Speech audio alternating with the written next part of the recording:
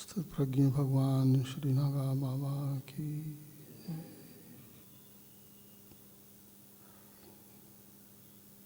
प्रभु के पावन चरणों का स्मरण करते हुए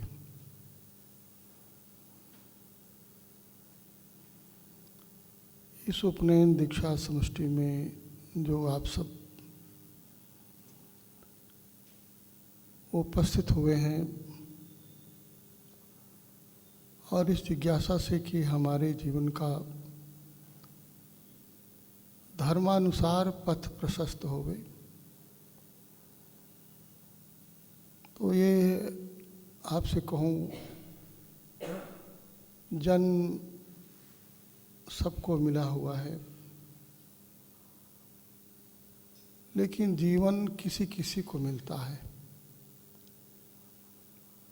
जन्मने के लिए तो पशुओं का भी जन्म होता है, पंछियों का भी जन्म होता है, और ये वनस्पतियाँ भी जन्मती हैं, पेड़ पौधे भी जन्मते हैं, उगते हैं, बढ़ते हैं और धीरे धीरे वृद्ध होते हैं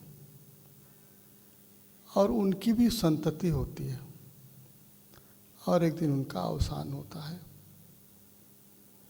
यह एक जीवन चक्र है और इस जीवन चक्र में जन्मना और मरना ऐसे चलता है।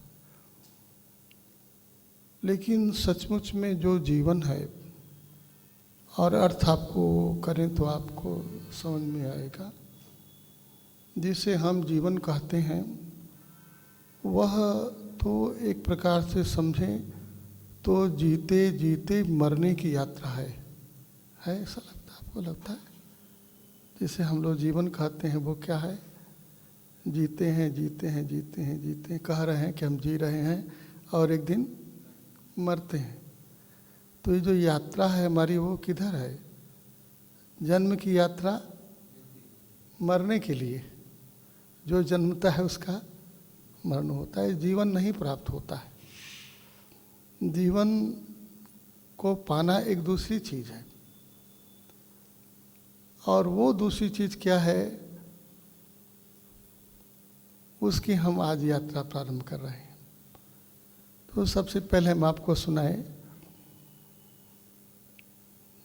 ये हमारी परंपरा है, सनातन धर्म की परंपरा।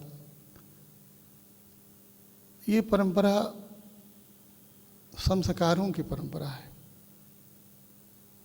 जन्म से मरने तक हम एक संस्कार के क्रम में जीते हैं। यदि हमको जीवन पाना है तो हमको संस्कारित होना पड़ता है। इस जन्म को संस्कारित करते हैं हम, तो ये संस्कारों की यात्रा धीरे धीरे बढ़ते हुए हमको उस जीवन तक ले जाती है।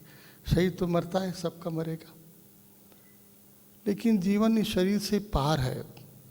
जिसे हम जीवन कहते हैं वो जीवन शरीर के जन्मने और मरने तक ही सीमित नहीं है।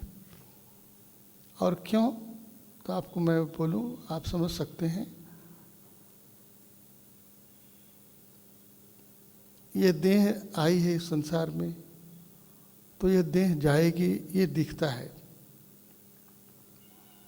लेकिन इस देह में जो जीवन आया है, जो जन्मा है, यदि हम केवल बाहरी दृष्टि से देखेंगे तो लगेगा कि यह देह जन्मी है और देह मरती है। तो जो ये जानते हैं कि देह जन्मी है और देह मर जाएगी, तो उनके लिए जो जीवन है वो एक संसार का, जिसे हम भौतिक जीवन कहते हैं, ये सुख वैभव लेना देना, जो कुछ शिक्षा दीक्षा जो हो रही, इसी में हमारा जन्म से लेकर के मृत्यु तक एक क्रम चलता है। लेकिन एक छोटा सा उदाहरण से आप समझ जाएंगे कि आप जो हैं जब सो जाते हैं तो सोया हुआ हर मानव सपना देखता है, और सपना देखते देखते एक जगह वो पहुंचता है कि सपना खो जाता है। तो लगता है कि याद आता है।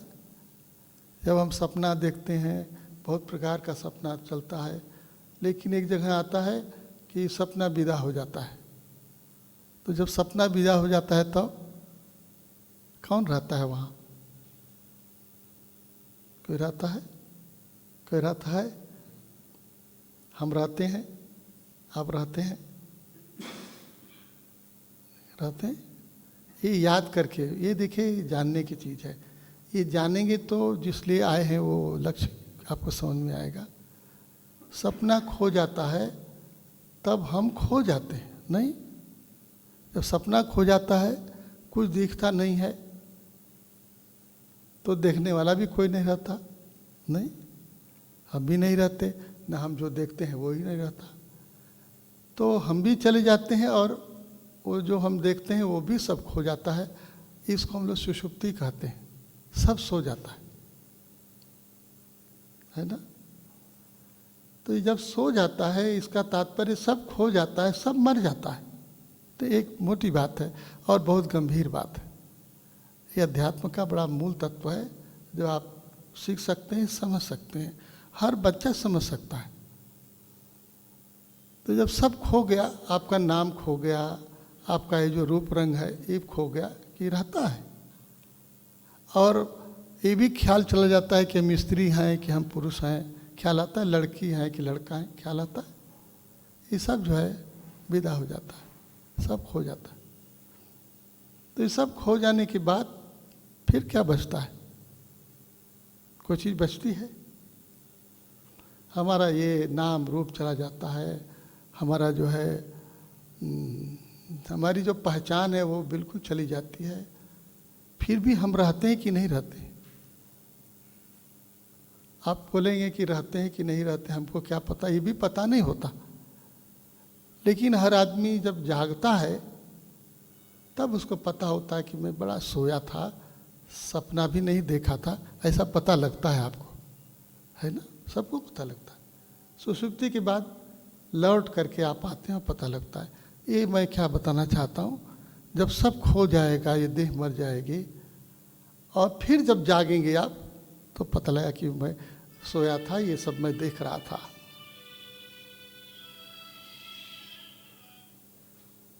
तो एक यात्रा है जहाँ सब खो जाता है, इसके बाद भी कुछ बचता है, और वो बचा हुआ ही बताता है कि मैं सोया था। इसलिए सोने में जो खोना होता है वो आखिरी नहीं है।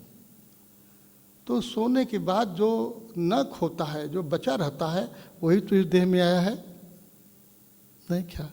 वही सोया होगा, वही सपने में आया है, वही सुषुप्ति में है, उसी का जन्म हुआ है, तो उसने ये देह धारण किया है। और देह जब विदा हो जाएगी तब भी वो बना रहेगा, वो जीवन है। उसकी जो यात्रा है वो जीवन की यात्रा है। तो एक जीवन वो है जो जन्मता है और मरता है, और जीवन वो है जो न जन्मता है और न मरता है। वो कैसा होता है? वो अमृत है, आनंद है। ओम आनंदम बोलते हैं ना, अभी बोलो। क्यों? क्योंकि वो जो ओंकार स्वरूप है, आनंद स्वरूप है, सच्चिदानंद है, उसकी कभी मृत्यु नहीं होती और उसका कभी जन्म भी नहीं होता। इसकी एक यात्रा करनी पड़ती है। ये जो यात्रा है वो धर्म की यात्रा है, सनातन धर्म की यात्रा। जन्मने से मरने के बीच में जीवन को पहचानने की जो यात्रा है वो धर्म की यात्रा है। यही मनुष्य को अपने परम अवस्थान तक ले जाने का पथ है। तो आप उपनयन के लिए आए हुए हैं। उपनयन का अर्थ क्या होगा? आपके पास दो आँखें हैं ना, सबके पास है।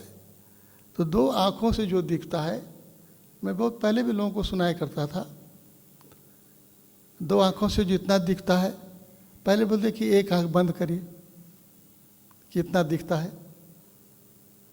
कितना दिखता है? दो आँख, एक आँख को बंद करके देखिए, हम दिखाई देते हैं दोनों आँखों से। अब देखिए हमको कुछ अंतर आता है? अंतर आता है? नहीं अंतर आता।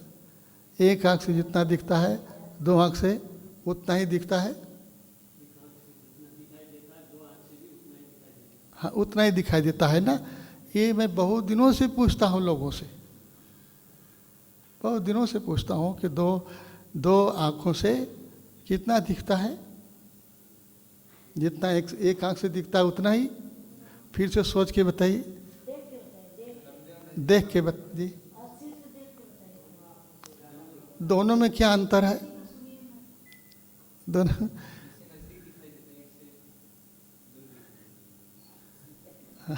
हाँ देखो, बताता हूँ, आप इसको सोचिए। ये थोड़ा समझने लायक है ये बात। ये छोटे बच्चों से लेके बूढ़े, आप इसमें कुछ बूढ़े लोग भी हैं, देखो छोटे बच्चों से पूछे और बड़े बड़े बूढ़ों से पूछे, एक आंख से जितना दिखता है उतना दोनों आंखों से भी दिखता है। देखो मैं अंतर बताता हूँ। ये क्यों अंतर बता रहा हूँ? जब मैंने शुरू किया, यहाँ कुछ लोग होंगे तो पता होगा, ये 2000 आज कितना आ गया, 2021 है, और 2000 में उपनयन दीक्षा का क्रम, ये जो विद्यालय है ना, यही शुरू हुआ था। ये जो बगल में विद्यालय है, ये तब ये आश्रम नहीं था। सबसे पहली समष्टि उपनयन दीक्षा की हुई थी। मैंने पूछा कि दो आँखों से कितना दिखता है? उतना ही दिखता है जितना एक आँख से। ये शुरुआत की बात है। देखो आज भी 2001 नहीं, 10,000 20,000 वर्ष बाद अब जितना आगे बढ़ जाएंगे तो भी मानव यही बताएगा। मानव को दो आँख प्रभु ने दिया, लेकिन मानव को पता नहीं कि दो आँख प्रभु ने क्यों दिया। प्रभु क्या कोई, देखो प्रभु कुछ समझदार होगा कि बेवकूफ़ होगा? आप बताओ। वो वैज्ञानिक होगा कि अवैज्ञानिक? कैसा होगा? भगवान के विज्ञान के अनुसार हमारे पास दो आँखें हैं, तो कुछ तो खासियत होगी उनमें ना, कुछ तो विशेषता होगी। गुरु ने हमको दो आँख दिया है। एक आँख रहती है आपके पास तो दुनिया कैसी दिखाई देती? दुनिया कैसी दिखाई देती? अब आप बोलते कि मेरे पास एक आँख होती तब तो पता लगता। तो बहुत से लोग दुनिया में हैं जिनको एक आँख ही होती है, तो उनका अनुभव कैसा होता है? जिनके दो आँख है उनका अनुभव कैसा होता है? देखो आप सौभाग्यशाली हो कि दो आँख वाले हो, और जहाँ आप आए हो एक और आँख देने वाले हम हैं। लेकिन पहले बताऊंगा कि दो आँख से अंतर क्या है, तब तीसरी आँख का भी अंतर आपको पता होगा। उपनयन माने, उपनयन माने, उप माने, उप माने, बोलो उप माने, हाँ बोले बोले, उप माने समीप होता, हाँ उप माने निकट, समीप। और नयन माने, इन नयनों के समीप एक नयन और है। भगवान शिव का नेत्र देखे हैं? भवानी का नेत्र देखे हैं? यहाँ देखो हमारे पुराने चित्र में बना हुआ है ना, विग्रह में। आपने तो अभी भवानी का पूजा किया है, दुर्गा पूजा। एक आँख वाली भवानी है और एक आँख वाले शिव हैं धरती पर। ये तीसरा नेत्र उन लोगों के पास में है। और ये तीसरा नेत्र धरती पर किसके पास होगा? जिसके पास ये तीसरा नेत्र है वही सदगुरु इस धरती पर है। नहीं, उसकी पहचान क्या होगी? और इसीलिए वो तीसरा नेत्र तुम्हें भी दे सकता है, ऑपरेशन करके नहीं, ये चीर फाड़ करके नहीं। जैसा ये दो आँख प्रभु ने इसी के भीतर जन्माया है, इसी के भीतर एक तीसरा नेत्र भी है, तीसरा नयन भी है। यही उपनयन का विज्ञान है और इसी के लिए आपको साधना करनी होगी। तो हम शुरुआत करते हैं आज। इसे धीरे धीरे हमको आगे बढ़ना पड़ेगा।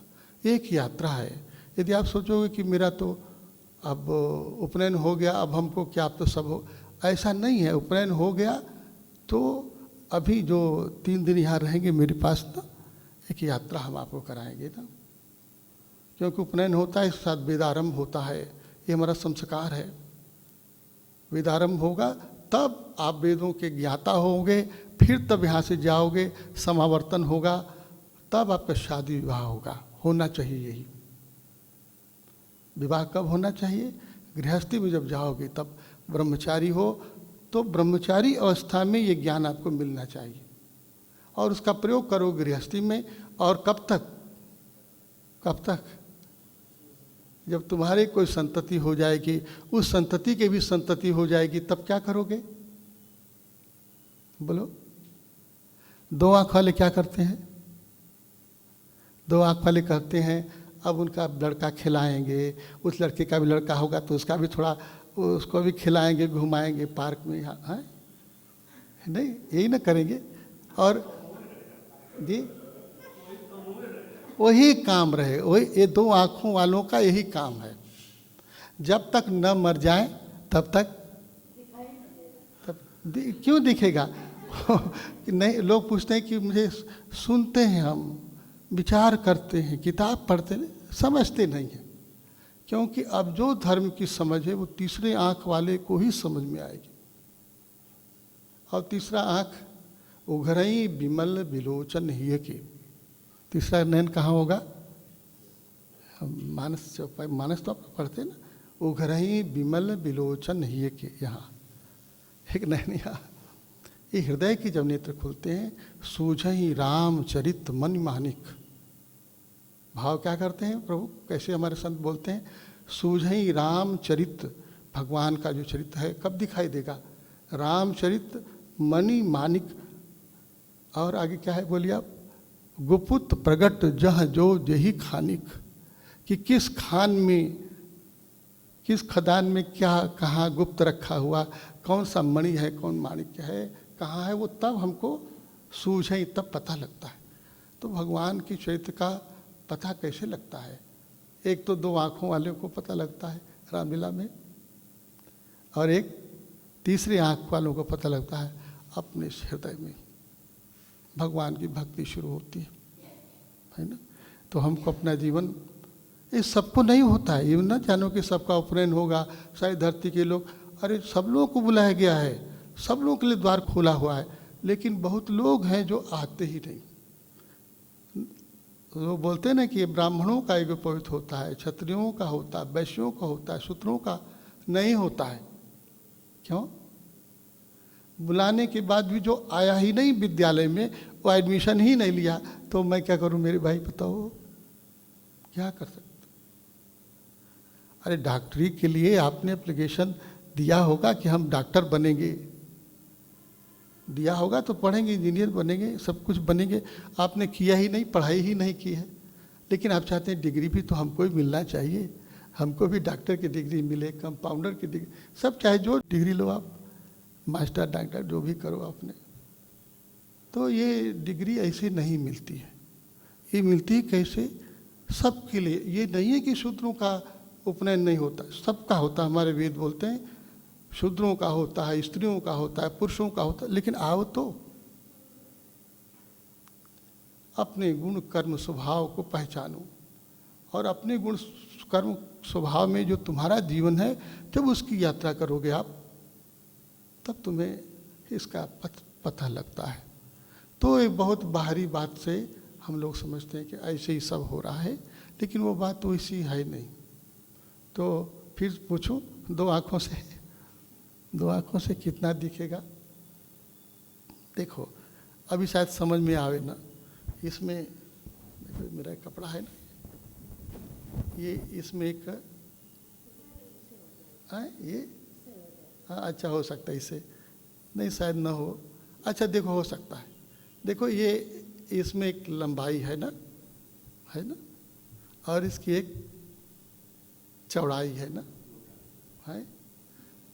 जो चीज तीन, जो कोई भी चीज होगी धरती पर, उसमें क्या कितनी चीजें होती हैं? कोई पदार्थ होगा, जैसे ये कलम साहब देखिए, इसमें कितनी चीजें हैं? दो है, तीन है, क्या एक है? हाँ देख के देखिए, बोलिए बताइए इसमें कितनी चीजें? आप तो पढ़ते हैं ना, आपकी ज्योमेट्री जो है, बोलिए। लंबाई, चौड़ाई और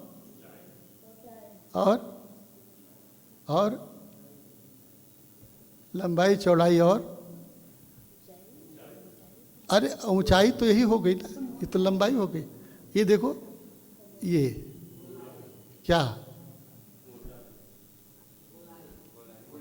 ये भी तो है इसमें। अब एक आंख बंद करो आप, अब देखो क्या दिख रहा है? एक आंख से देखो, देखो एक आंख वाले आदमी को गहराई कभी नहीं दिखती, उसको मोटाई का पता ही नहीं। एक आंख से तीसरी चीज नहीं दिखाई देती, दिखाई देती है? एक आंख से नहीं दिखती, दो से जब देखोगे आप तो ये पता लगेगा। एक आंख से दो चीजें दिखेंगी और तीन आंख से ये गहराई जो है इसके अतिरिक्त भी दिखाई देगा। कौन सी चीज? पहले ये बात समझ में आ गई कि नहीं? एक आंख से लंबाई दिखेगी, चौड़ाई दिखेगी और मोटाई जो है नहीं दिखती है। यदि आपको बात पहले समझ में आती, बात बैठती है? नहीं, नहीं बैठी, बात समझ में नहीं आई, इसलिए मैं दिखा रहा था। ये देखो एक लंबाई है, इसमें एक चौड़ाई है। हमारा विज्ञान बताता है कि जो वस्तुएं हैं उनमें 3 आयाम होते हैं, है ना? देखो एक इसकी मोटाई है ना, और इसमें एक लंबाई भी है। ऐसे करेंगे तो चौड़ाई भी समझ में आएगी, है ना? लंबाई, चौड़ाई और उसकी जिसको आप ऊंचाई भी बोलते हो। तो अभी समझ में आ रहा? नहीं समझ में आ रहा, बात पता लगती है। देखिए मैं दिखाना क्या चाहूँगा, जैसे अब एक आंख बंद करिए और ये माइक को देखिए और मुझे देखिए। ये कठिन बात है, इसको समझने में दिक्कत लगती है तो तीसरे नयन को समझने में कितनी दिक्कत लगेगी। देखो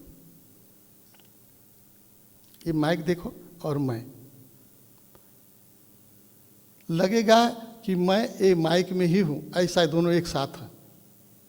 और ये दूसरा आंख खोलो तब इसमें जो दूरी है उसका पता लगेगा, है ना? अब लगा? इसकी जो बीच की, दोनों के बीच की दूरी जो है ये 2 आंखों से पता लगती है।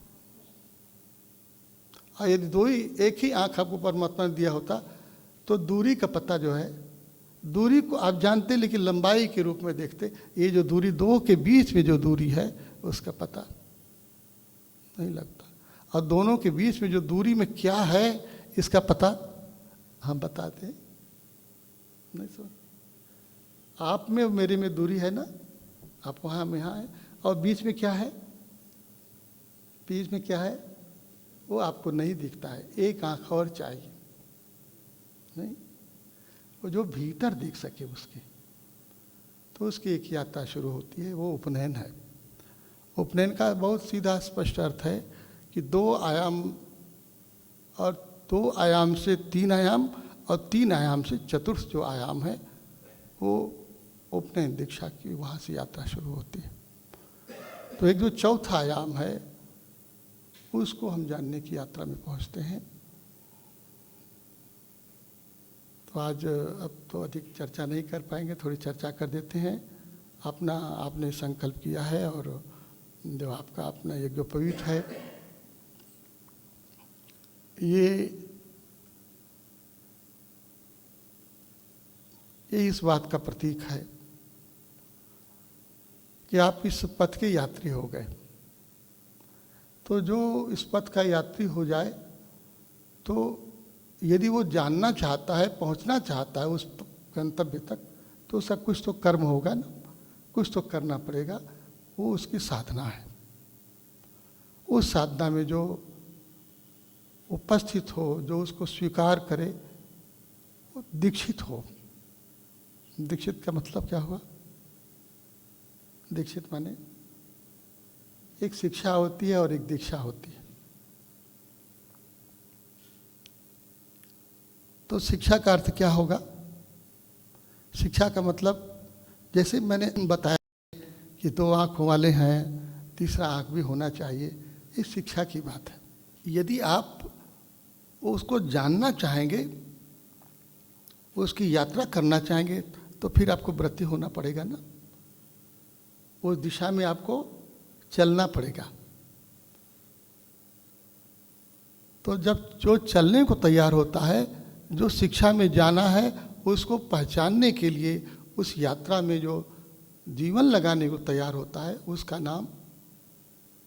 उसका नाम जी वो शिष्य होता है और वही दीक्षित होता है ना। कुछ आप सीखते हैं, साइकिल चलाने वाला भी, बताने वाला भी एक गुरु होता है और सीखने वाला भी उसका शिष्य होता है, और ये संबंध नीचे भी है और सबसे ऊपर भी है। तो बताने वाला कोई तो शिक्षक चाहिए आपको, और यदि आप खुद सीखना चाहते हैं तो कोई आपको तो उसके भीतर आपके भीतर शिष्यत्व होना चाहिए ना। तो ये दो एक नाता है, एक संबंध है, गुरु और शिष्य का नाता है।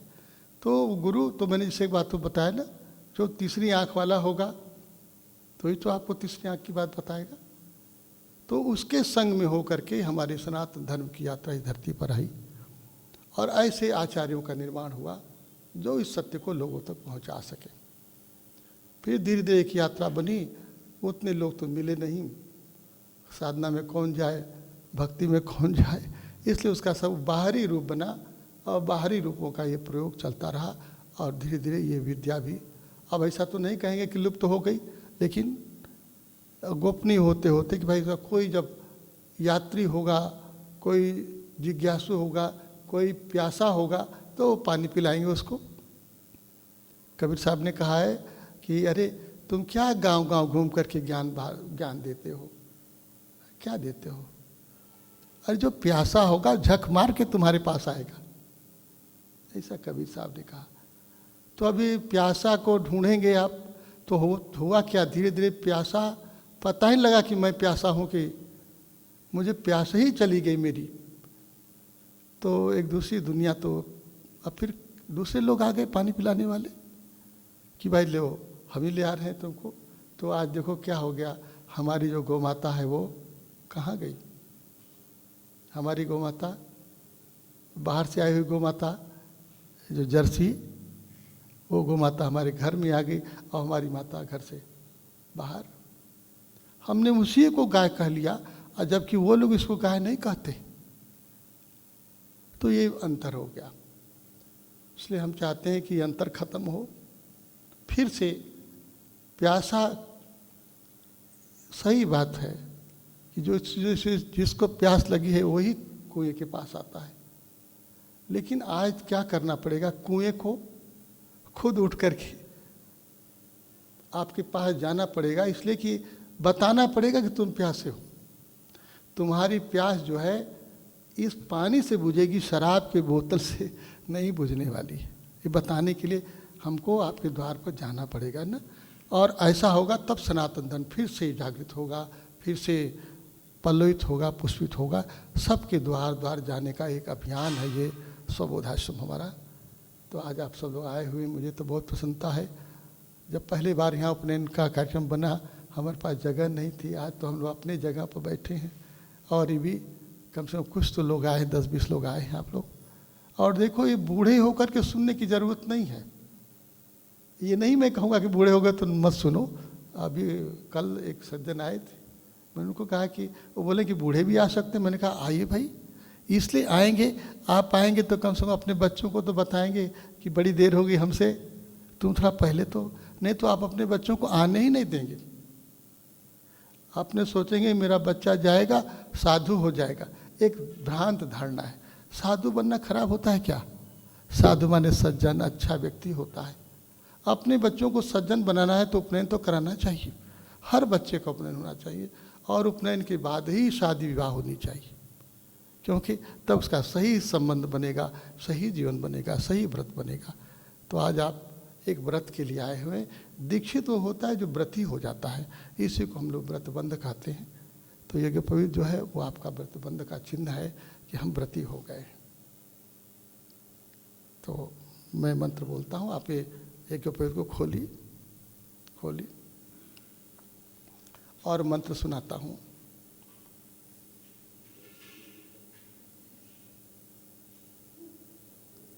ये आपके ये जो यज्ञ पवित्र है,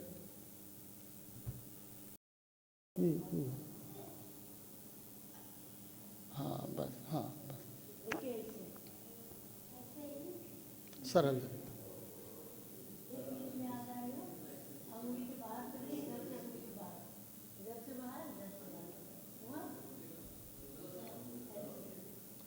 तो इसको सामने रखिए और हम मंत्र बोलते हैं, फिर दोहराए, याद करिए, सावधानी से समझिए। शेष यात्रा फिर दूसरी बैठक में चर्चा करेंगे।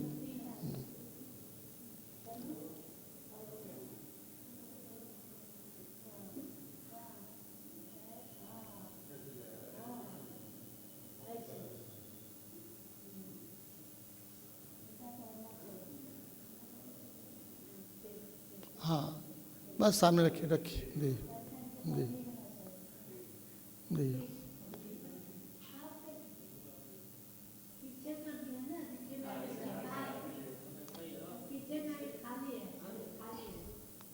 देखो, हमारी परंपरा ने क्या हमको बताया कि हम ब्रह्मचारी होते हैं तो यह उपनयन होता है और ये यज्ञोपवीत धारण, इसका यज्ञ जब होगा, यज्ञ के साथ इसकी धारणा होगी। हाँ, इसको यज्ञ होगा, आज इसको धारण करेंगे जी। तो गृहस्थी के बाद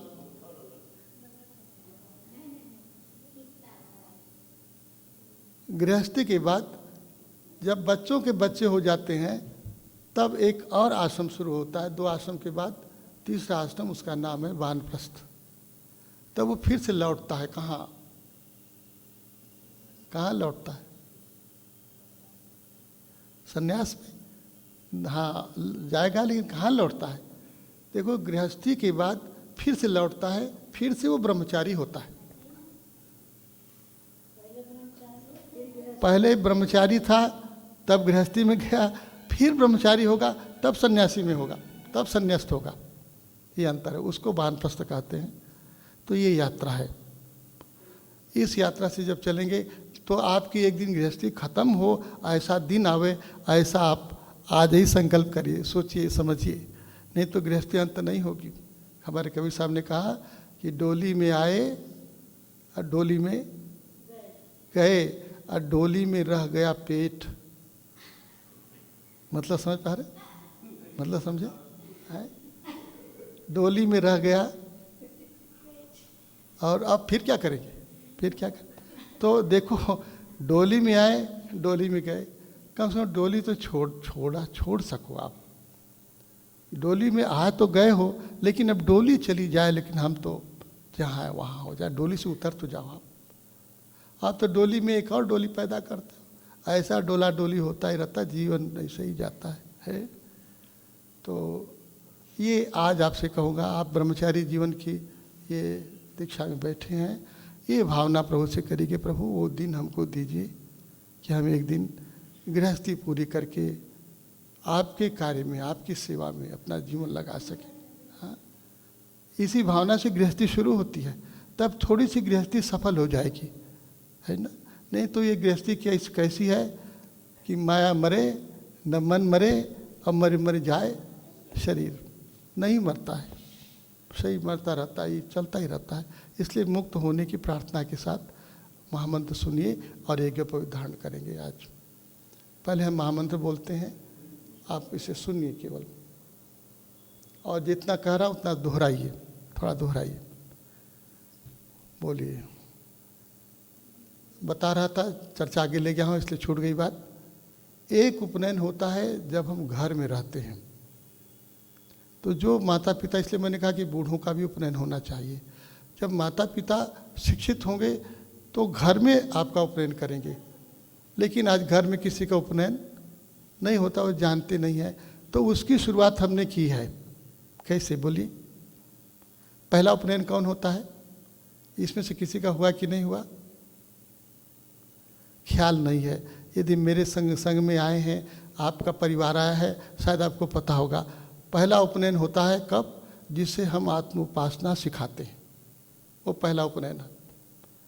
वो इसलिए मैंने कहा कि ये तुम्हारा पिता तुमको सिखा सकता है, तुम्हारे घर में तुम्हारी माता तुमको समझा सकती है, लेकिन वो जाने तो पहला उपनयन वो है जो जिस माता जी ने कहा ना कि धर्म का ऐसा प्रसार जो सबके लिए है, सार्वभौम रूप से सब लोगों को बताने की बात है, सब लोगों को समझाने की बात है। और ऐसे माता पिता के घर जब आप जन्मे हो और वो आपको किसी आचार्य के पास ले आवे, तो दूसरा उपनयन होता है। ये उपनयन जहाँ आज आप उपस्थित हुए हैं, ये उसकी आंतरिक दीक्षा है। पहले घर में उसका बाह्य रूप बताया जाता है, शुरुआत होती वो शिक्षा है, और दीक्षा जो है अब होती है कि उसके अंतर मर्म को हम जान पावें। तो दो उपनयन हुआ, पहला एक घर में आपका हुआ नहीं, यहीं आके हुआ, और अभी पूर्णिमा को भी होगा, जो नए होंगे तो उस पर भी सम्मिलित होंगे। और आज इसके अंतर में प्रवेश करने का जो महामंत्र है वो हम आपको सुना रहे हैं। पूरी पूरी श्वास लीजिए।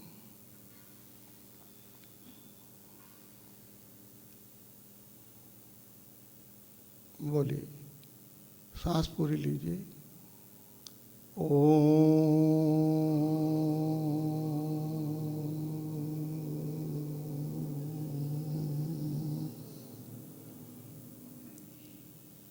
भूर्भुवः स्वः तत्सवितुर्वरेण्यं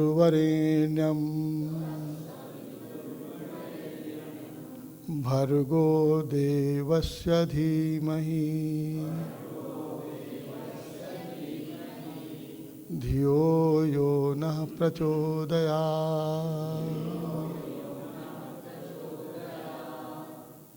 ॐ भूर्भुवः स्वः तत्सवितुर्वरेण्यं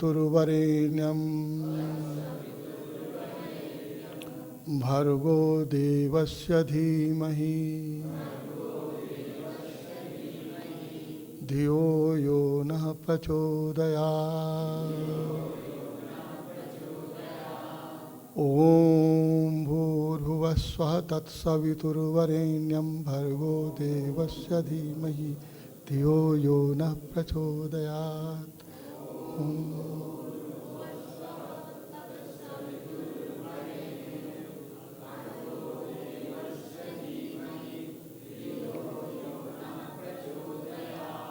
ॐ भूर्भुवः स्वः तत्सवितुर्वरेण्यं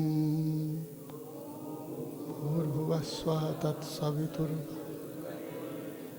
भर्गो देवस्य धीमहि धियो यो नः प्रचोदयात्।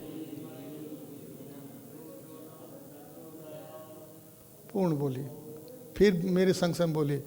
ओम भूर्भुवः स्वः तत्सवितुर्वरेण्यं भर्गो देवस्य धीमहि धियो यो नः प्रचोदयात्।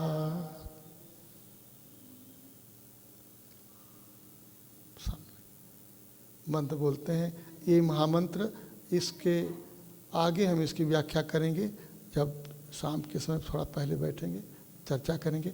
अब इस मंत्र को, ये मंत्र के साथ धारण करेंगे कैसे? बाएं कंधे पर ये बाएं और दाहिने कुक्ष की ओर इधर ले जाएंगे। अभी मंत्र बोलता हूँ। हाँ, बाएं कंधे से दाहिने ओर ऐसे। और देखो ये हमारे हृदय को स्पर्श करता हुआ जाएगा ना। ये अर्थ बताएंगे, आप केवल बाएं ऐसा रखिए, फिर ऐसे दिए।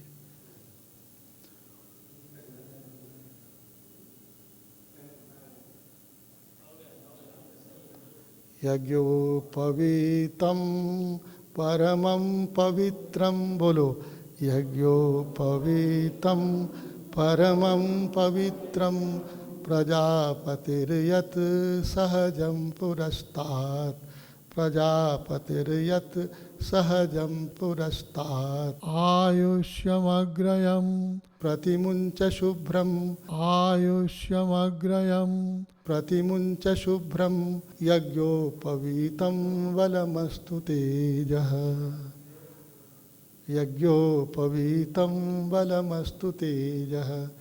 हे आप ख्याल करिए, यह यज्ञोपवीत परम पवित्र है, परम पावन है, और इसको हम धारण कर रहे हैं। क्यों? क्योंकि ये प्रारंभ से ही हमारे प्राणों की रक्षा करने वाला है, और हमारा ये प्राण रक्षित हो सके, हम तेजस्वी हो सकें, बलवान हो सकें, विद्यमान हो सकें, ऐसा ये एक उपयुक्त है। इसी स्मृति के साथ बाएं कंधे से दाहिने, हाँ ठीक है, नीचे लीजिए बस।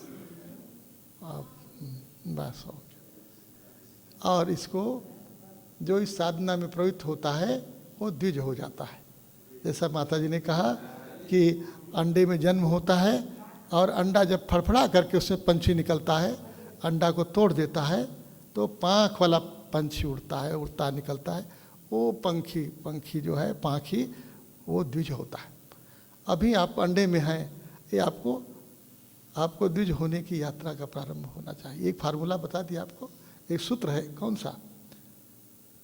महामंत्र बोलिए, ओम भूर्भुवः स्वः तत्सवितुर्वरेण्यं भर्गो देवस्य धीमहि धियो यो नः प्रचोदयात्। ये सूत्र है, ये ब्रह्म सूत्र है ना, जो धारण के आप, ये क्या है? इसे यज्ञोपवीत कहते हैं। ये ब्रह्म सूत्र है जो आपको अपने ब्रह्म स्थान तक पहुंचाने वाला है, उस चतुर्थ भूमिका तक पहुंचाने वाला है। जागृत स्वप्न सुषुप्ति के पार जो चतुर्थ है, जो तुरीय अवस्था है, वहाँ ले जाने वाला है। तो आज हम यही पूर्ण करते हैं और यहाँ से यहाँ से आप उठेंगे, अपना भोजन आदि ग्रहण करेंगे। और एक सूचना आपको देता हूँ, सामने सूर्यदेव होके हुए हैं, सामने आपके हैं।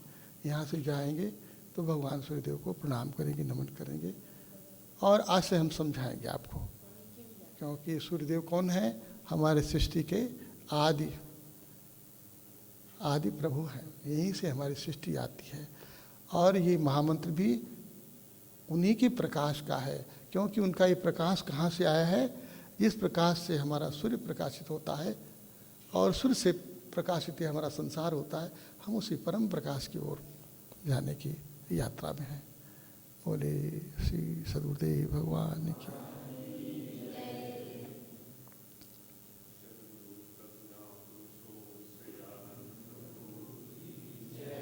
तो अब आज से आप मेरे क्या हुए? मेरे ब्रह्मचारी, है ना, है कि नहीं? मेरे, हाँ, भी देखो, विवाह में भी जाओगे तो ब्रह्मचारी रहोगे, और उससे वापस आओगे तो, और क्यों मैं कह रहा हूँ कि तुम्हें ब्रह्म में ही रहना है। ब्रह्म में ही हो, अब ब्रह्म में ही होकर के आए हो, ब्रह्म में ही रहो, अब ब्रह्म में ही यहाँ से प्रस्थान करो। तुम्हें अब कौन सी मुक्ति चाहिए? कौन सी मुक्ति चाहिए? कौन सी मुक्ति चाहिए? बोल। ऐसा जो होगा वो परम मुक्त होगा, रहते हुए मुक्त होगा, जीते हुए मुक्त होगा, पहले भी मुक्त था और जा करके भी मुक्त ही होगा। मुक्ति की यात्रा नहीं है, जीवन की यात्रा है। जीवन को ब्रह्ममय बनाने की यात्रा है, जीवन को परमात्मा से परिपूर्ण करने की यात्रा है। बोले सद्गुरुदेव भगवान की। यही स्वबोध की यात्रा है। बहुत अच्छा लगा मुझे आप लोगों को देख करके। हाँ, देखो, थोड़े से लोग भी, 2 4 5 भी, तो कोई तो रास्ते पे चलो प्रभु के। लेकिन हम तो ऐसा कहते हैं, कोई 2 लोग चलो, लेकिन दुनिया ही चलने वाली, समय आएगा, समय आ रहा है, उसका निकट समय है। ये दुनिया इसी यात्रा में जाने वाली। इसके बिना आदमी को शांति नहीं, संतोष नहीं होगा। आदमी तो पागल हो रहा है ना, बाहर पागलपन का एक संसार। 2 आँखों वाला आदमी जो है पागल होने की स्थिति में है। तीसरा नयन ही उसको शांति मुक्ति दे सकता है।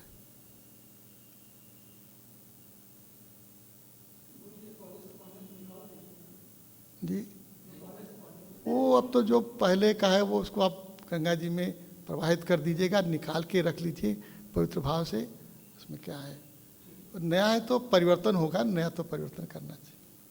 इसका भी पर्व होता है। और देखो, ये धूमिल हो जाता है, ये नहीं कि इसमें दुनिया भर का सीना पसीना लगेगा। इसकी भी सफाई करो ना, स्वच्छ रहना चाहिए, पवित्र होना चाहिए, पवित्र रहना चाहिए। तो अच्छा सा धूल करके भी, हाँ, बाहर निकाल के नहीं, इसी में इसको धो भी सकते हैं आप, है ना। और इसका दायित्व तो होगा, अभी हम आपको बैठेंगे तो बताएंगे। ये जिम्मेदारी है कि नहीं? अरे भाई, हाँ, नाम लिखा लियो तो जिम्मेदारी भी तो वहन करनी पड़ेगी ना। तो अब तो बोझा ढोना पड़ेगा, है कि नहीं? व्रत बंद हुआ है ना, इस व्रत से अब बंद हो गए हो आप। अभी छुट्टा साढ़ की तरफ घूम रहे थे, वैसा जीवन नहीं होगा। धर्म के अनुशासन में चलने वाला तो ब्रह्मचारी होता है ना। हाँ, ब्रह्म का आचरण करने वाला ब्रह्मचारी होता है। पूर्ण करें। हाँ चले, भूख भूख लगी होगी तो खाए पिएंगे दी। ओ मेरे साथ बोली, ओम सहना भवतु सहनौ भुनक्तु सह वीर्यं करवावहै तेजस्विनावधीतमस्तु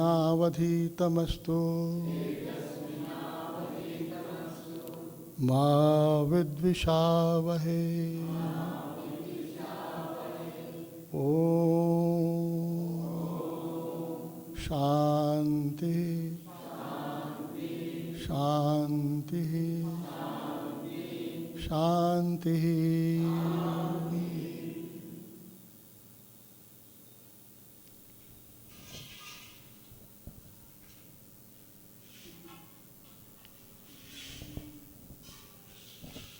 अब एक काम अभी करना है, सूर्यदेव को प्रणाम करेंगे, ख्याल भूलिएगा मत। फिर आपस में भी एक दूसरे को ओमानंदम करिएगा, है ना। अब आप सब लोग एक गुरु भाई हैं, है ना, एक नाता बनता है ना, हम सब लोग बंधु हैं। साथ साथ खाएं, ये जो मंत्र है किसके लिए, साथ साथ रहें, साथ साथ पढ़ें और साथ साथ हमारा पढ़ा लिखा तेजस्वी हो, इसी की प्रार्थना है।